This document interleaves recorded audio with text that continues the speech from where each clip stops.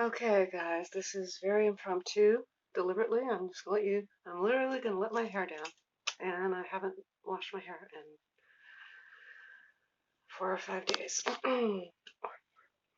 So, something happened, and sometimes, I don't look too fat, like everybody else on earth.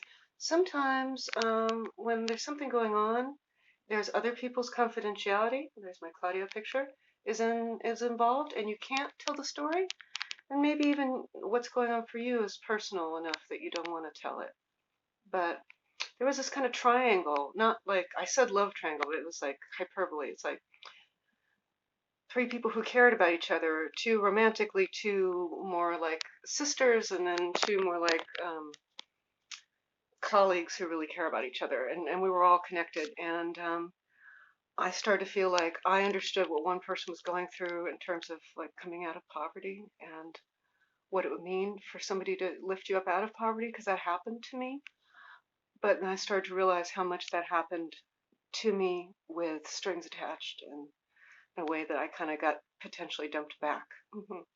Except I'm older and wiser now. So I think I will be able to avoid going back to the bad neighborhoods and the economic crises and all of that. But it's not for sure, and that's hard. And when I thought that the person who I love the most and who loves me the most didn't get that and didn't understand why I would want to do that for someone else with no strings attached, that just hit me really hard. And then here's the part where it's going to be hard because I can't violate other people's confidentiality. Suddenly the situation flipped and it was a different dynamic. And that kind of sister thing got disrupted. And there was a feeling like I was suddenly participating in something where the whole obligation of a parent to take care of a child was not being met in the way that I could feel good about. And that hit me really hard because my parents weren't able to do that for me. And I had all kinds of physical symptoms, and it was really stressful. And at one point, I thought maybe I needed to go to the emergency room. Some of my symptoms were similar enough to corona that I thought, oh my God, maybe I've got corona, because somebody in my extended family has had contact with it. And, he was on the backyard and I was on the front yard. So I think I'm fine, but I'm going to get a test. Anyway, it's been a lot. My house is totally messy.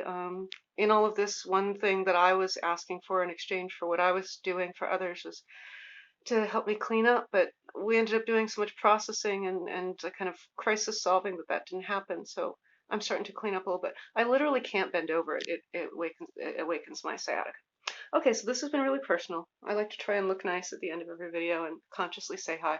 I usually never know how much time I have, but it looks like I have time because I'm using the camera app. I figured out I could delete some useless apps, but I didn't really know the software of this device. This is my tablet.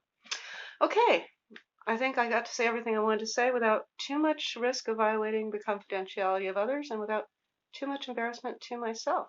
So, yay me. Please remember to like, it really helps. Subscribe if you want to, that's more of a big deal. Share. And if you comment, if you just kind of say hi, that's really cool, or I liked it, or I watched.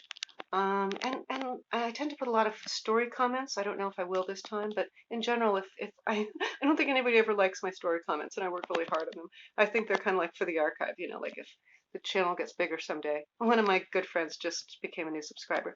Hi, is it okay to say Sarah? Hi. I've been giving my friends pseudonyms in the story comments. So hi, Sarah, SARAHK.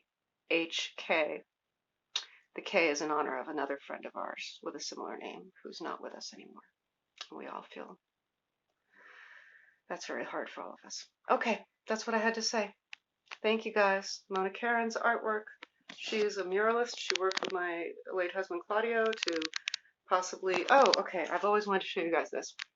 If things had gone through and if things were to continue as I would like them to, this would have been the artwork for the new version of my husband's famous story, The Warm Fuzzy Tale.